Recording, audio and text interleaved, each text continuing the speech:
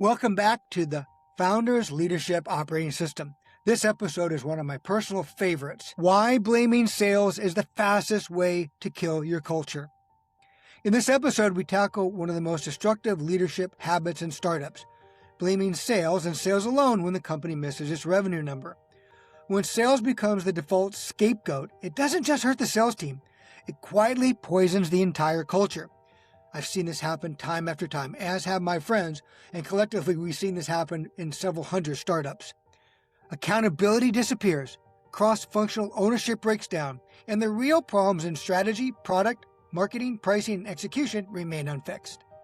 So, if you've ever seen sales blamed for problems that clearly started somewhere else, share this episode and help spread it through the sales communities on LinkedIn, Reddit, and other social media platforms. Make this go viral to stop the insanity of blaming sales for things that are not in their control. Let's first start on the positive. What successful startups do? Well, guess what? Everyone owns the sales number. Successful startups, scale-ups, and category leaders have a culture where everyone is responsible for the sales number. Every department contributes to or takes away from revenue growth. To me, this is a fact that can't be challenged. It's like a natural law.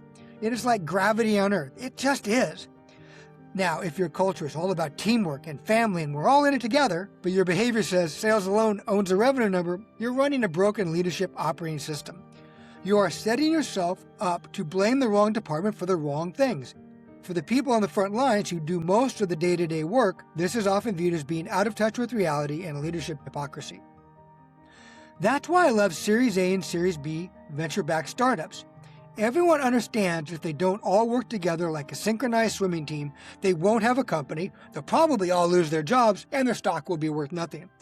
This sobering fact eliminates politics and personalities from running the company and forces everyone to work on the right principles, which is basically aligning the 3 S's, strategy, structure, and system, the 3 P's, processes, programs, and people, to a North Star metric, period, and getting everyone to work together as one team focused on the same goal. Hence my phrase, one team, one goal. And this is Leadership 3.0 at its finest. So what's the premise and the cultural problem? Well, this will be shocking to some, but sales gets too much credit when things are going well, and they receive too much blame when things are not going well. The reality is that successful sales performance is a team sport that spans all departments. So you've got to recognize, reward, motivate, instill ownership and accountability accordingly. Everyone owns the revenue number, not just sales. So what does that mean from a practical application perspective? Well, sales should not be taking credit and doing victory laps when they blow out a quarterly number without recognizing that all the other departments were mission critical to making this win happen. Without their alignment and support, sales would not have been able to achieve what they did. Again, this goes back to one team, one goal. Conversely, when sales misses their number, the weight of the entire company can't come crashing down on sales and sales alone, because I can guarantee you that the other departments were culpable in the miss as well. This truly, again, is one team, one goal. So the questions for any CEO or C-level leader reading this or hearing this are simple. If sales ran a perfect playbook from the initial contact with a suspect to closed won, would the company's 3 S's and 3 P's do the following? First, would it help achieve that quarterly annual target? In other words, accelerate sales. 2, maybe it would hurt achieving that quarterly or annual target. Maybe it would be slowing sales.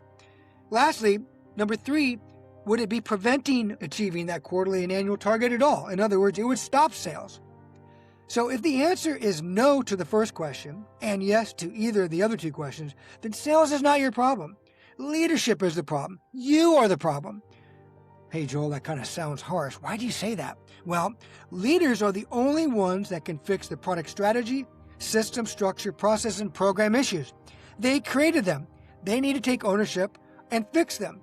But sadly, this is often where the leaders blow up their carefully crafted culture, teamwork, and family messaging because they don't hold themselves accountable to fixing what they alone can fix.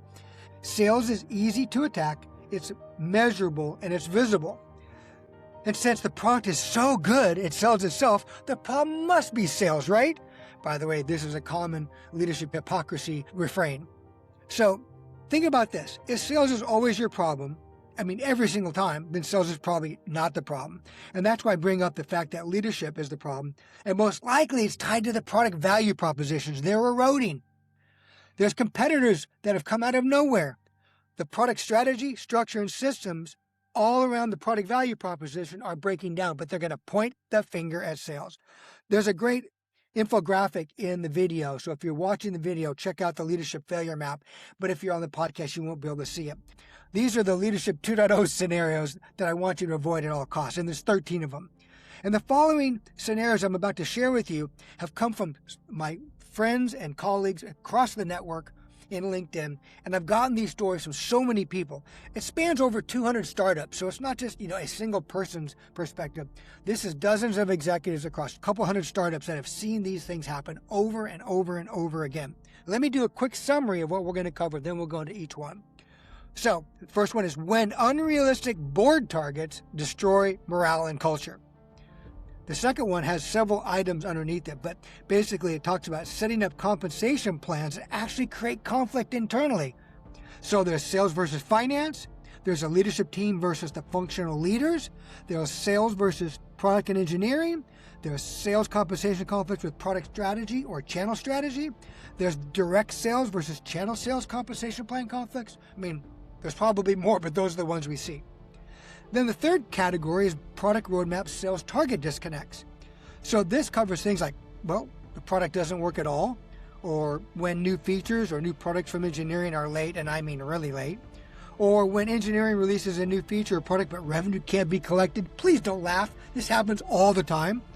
How about when free trials can't convert, or when the channel can't sell what you just released? So those are all part of the product roadmap sales targets disconnect. The last two are a little bit back to the high level, which is when sales is inspected but other departments are untouched. That is a common refrain across the board. And then the last one is the mirror of accountability or deflection.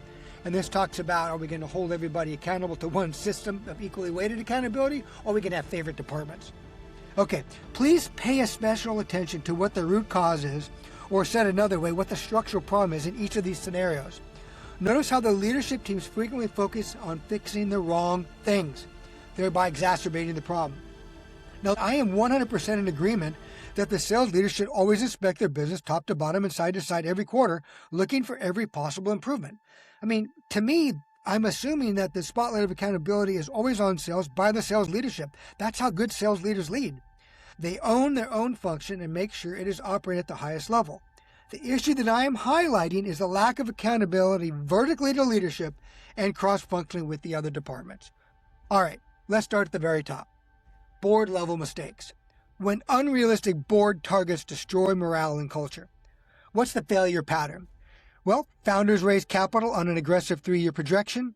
The board pushes these targets as the actual financial plan, or maybe push stretch targets on top of these numbers. Then the company dramatically increases revenue but misses the stretch board target. People earn 50 to 60 or 65% of their commission and or bonus.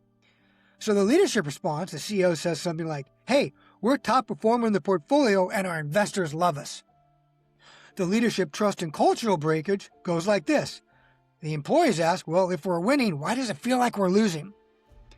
The way forward, I covered this in the prior episode, but let me just summarize it here. If your revenue plan is fantasy, you have already damaged the culture. If you set unrealistic targets, admit them, reset them. Model humble, servant, self-aware leadership based on where your market adoption, company development, product roadmap, and customers are at in their journey. Model the ownership of the problem and be part of the solution that you want all your employees to follow. Leadership 3.0 demands that all departments are aligned to the 3 S's and the 3 P's and supports a North Star metric. Leadership 3.0 also demands that leaders publicly display the values they tell the employees are so important. Anything less is hypocrisy. All right, the second category has several items in it. This is going to be covering setting up compensation plans that actually create conflict internally. To me, this is incredibly stupid, but it happens all the time. So the leadership of the company creates compensation plans that create conflict between departments or routes to market. First example, sales versus finance compensation plan conflict. Failure pattern. In a distributor, finance is compensated on minimizing bad debt. So their credit policy is very restrictive, which often restricts or inhibits sales. The leadership response is, well, the CFO says something like, well, sell to where you have available credit. And the leadership trust and culture breakage goes like this. Well, sales leader responds with, I am. However, you won't extend a credit line to the reseller that won a $250 million state contract, and no other reseller that has available credit won that business. Now, I know you can't believe this is happening, but this resulted in losing important sales of Cisco, Hewlett-Packard, and EMC, losing 6 figures of MDF, and losing 7 figures of back-end rebates. So finance won, but sales, and even worse, the company lost. Next category is leadership team versus functional leaders compensation plan conflict. This also happened at a distributor. C-level leadership is compensated on earnings per share, or EPS. They set aggressive sales targets that are consistently missed, but are 10% or more above the required financial plan, and they plan for this. Sales misses their revenue targets every quarter, but beats the financial plan.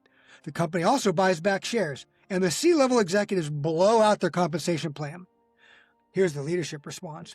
The CEO's on CNBC, hey, we just had a record-breaking year for the company. Record sales growth, profitability, EPS, and share price. Meanwhile, the leadership trust and culture breakage goes like this. The vice presidents are watching the CEO on CNBC, and they look at each other sarcastically and ask, wow, I'd like to work at that company. Well, they obviously realize they do work at that company and that the game is rigged. This company went through vice presidents of sales, regional VPs of sales, vice presidents of various marketing teams about every 18 months. Leadership and finance had no turnover, and this pattern continues to this day. All right, let's go into sales versus product and engineering compensation plan conflicts. This happens a lot at startups. What's the failure pattern? In this example at a startup, the CEO did not believe that salespeople should be paid more than engineering. Listen to that. The CEO did not believe that salespeople should be paid more than engineering.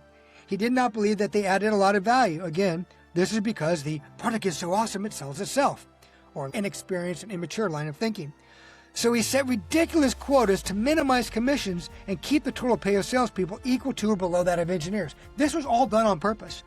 My friend told me that he came in as the first VP of sales.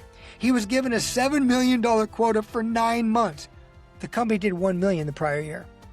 Their product worked at one customer. There was not really a good way to demo the product. They had to do proof of concepts, and these required multiple engineers to jump in and make it work.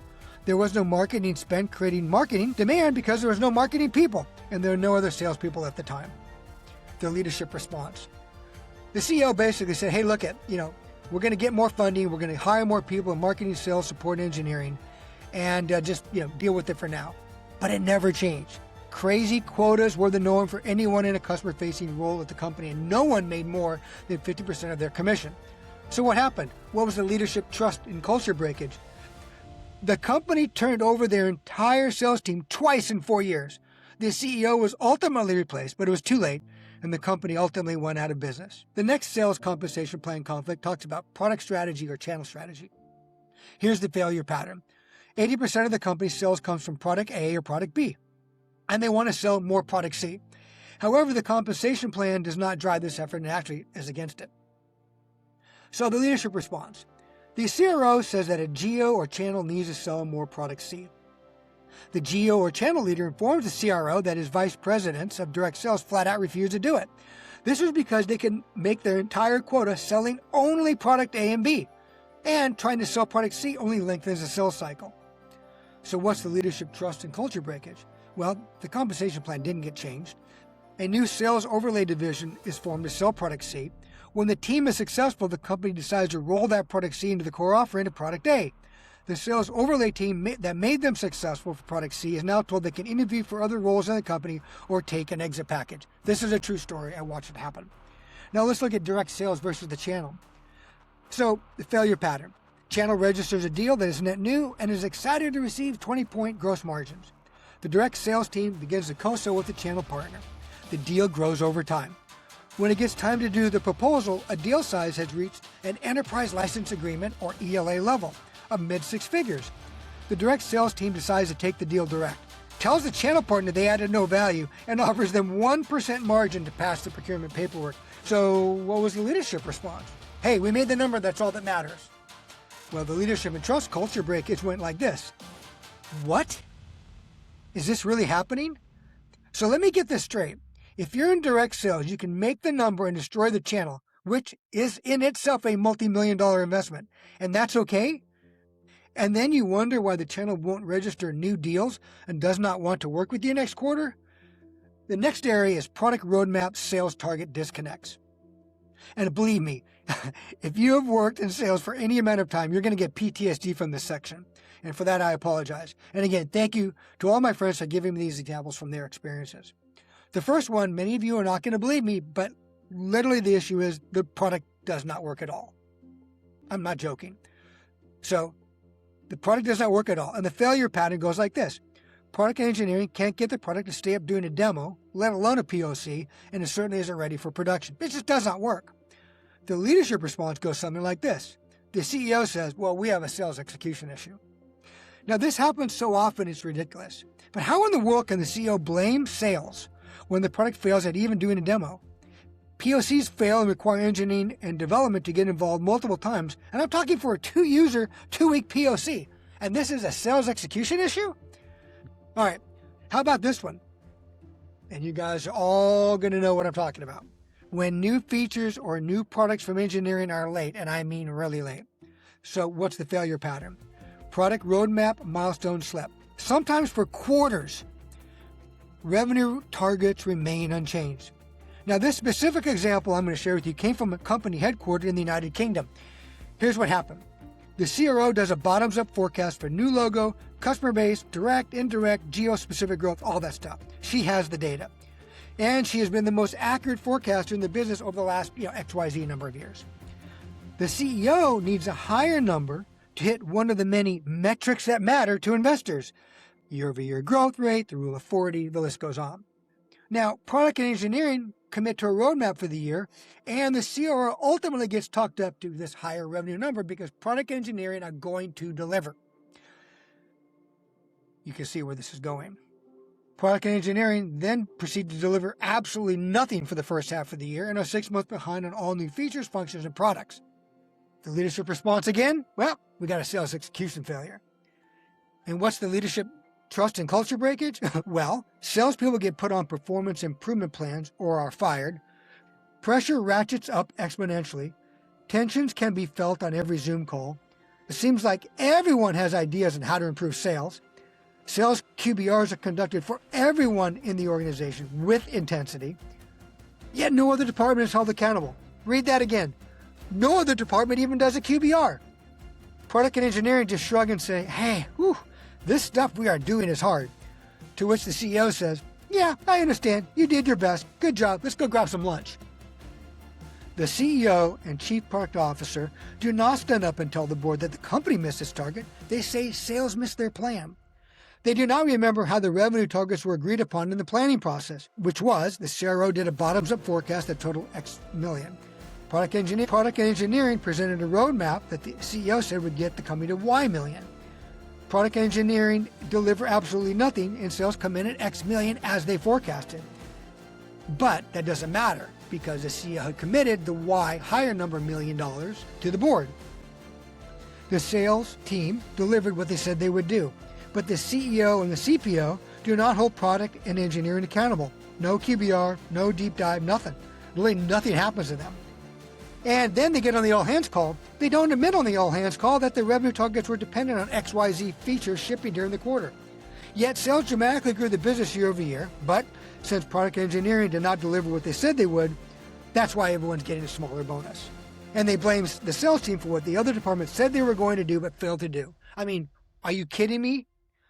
And then they don't understand why employee morale drops to the floor on internal employee surveys. To quote the Beach Boys, wouldn't it be nice if the CEO explained how the revenue targets were created, what assumptions were made to build the model, what was mission critical from each department, specifically for product engineering, because that was the key revenue driver for the higher revenue targets, then what did not happen, and that the entire company failed to hit the revenue target versus sales missed the plan messaging. Then the CPO and CTO would get up and admit that by not delivering what they said they would do on the product roadmap, which had been approved by the board, that was a key driver in not making the number. They publicly apologize, hold themselves accountable, and present a game plan for getting back on track. The CMO communicates what they will do differently next quarter to make the number. And then the CRO, of course, will, again, do her own deep dive and communicates what they will do differently to make the number. Basically, every department stands up and asks themselves, how can I improve? How can I get better? And how will I hold myself accountable next quarter? You want to build up morale? Bring everyone together like never before? Have all departments admit publicly what was not done and committed to. Then have them recommit to what they're going to do differently to right the revenue ship. Look at the people on the front lines know the truth. When leadership fails to acknowledge what the root cause is, then trust, morale, and culture alignment drop to the floor. That is the negative impact of leaders operating at a lower level. Leadership 3.0 requires full transparency, ownership, and cross-functional alignment to the North Star metric. They need radical candor. They need to display emotional maturity, no ego, and they need to have an equally weighted system of accountability with compensation plans tied and tailored so that each department drives revenue targets and no department escapes accountability. In fact, if sales is the only team under the microscope, your leadership operating system and culture of accountability do not exist. It is a fantasy. Here's another one. When engineering releases a feature or product, but revenue can't be collected. So the failure pattern, product or a feature goes GA, which stands for general availability. But there's no SKU. There's no billing logic, no metering, no ability to invoice. Salesforce.com does not have the products integrated. The quoting system is not ready. So guess what? The company can't figure out how to even bill it. You heard me right. They built a product they could not invoice and collect cash on. The leadership response then comes back, hey, why isn't this selling? This is not a sales problem, people. This is a structure and systems failure. Where was the revenue readiness gate framework? This is where a product cannot ship until the SKU is created, billing is tested, legal is approved, channel margin operations are properly structured, and lastly, sales, customer success, and support are all enabled. Here are two more adjacent examples. When free trials can't convert. What's the failure pattern? Well, trial architecture differs from production, or the billing system is not set up and it fails.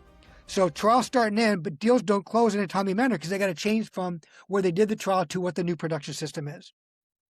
The leadership response is, hey, sales needs to improve their sales closing skills. No, it wasn't. That's not what we have to do. Friction was engineered into the system and process. So the leadership trust and culture breakage goes like this. Will leadership own the problem they created and hold the right departments accountable to get this fixed? You should be able to convert a free trial into a production product. All right, the next one is when channel cannot sell what you just released. So the failure pattern goes like this. A new product or feature is released, but no consideration was given to the channel. There's no admin controls or management tools. There's no usage visibility, no enablement.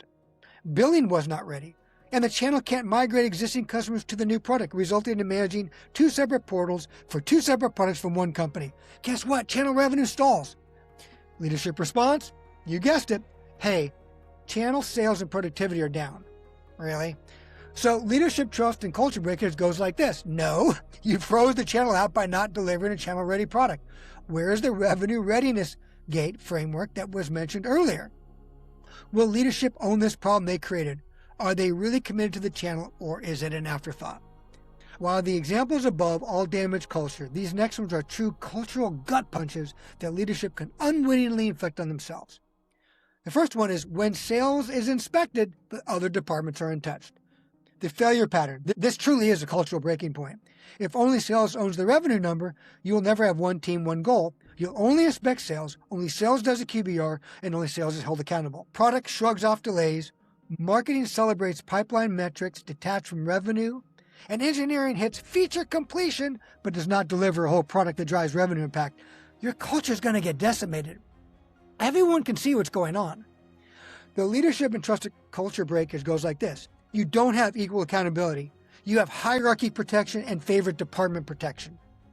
You're communicating that one or more specific departments is unique, different, and special and will not be held accountable. Your culture, morale, and productivity will crater. And saying or doing nothing is not the answer. Okay, the next one is called the mirror of accountability or deflection. The failure pattern works like this.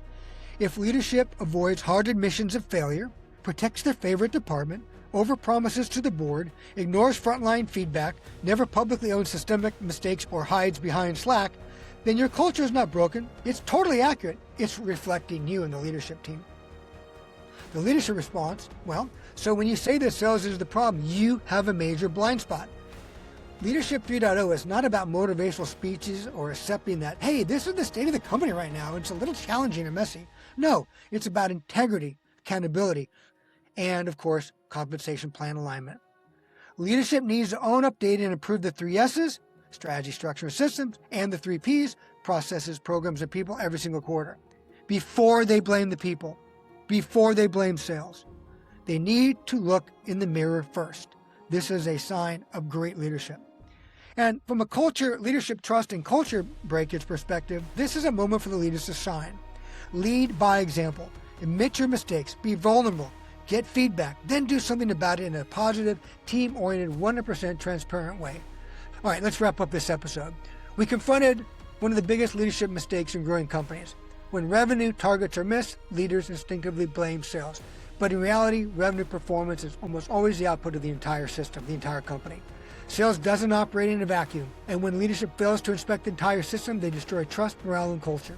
If you want to create the right leadership operating system or transform the one you have, please download Leadership 3.0, the Founder's Leadership Operating System, from my YouTube channel. But there is another leadership myth that quietly damages companies as they scale.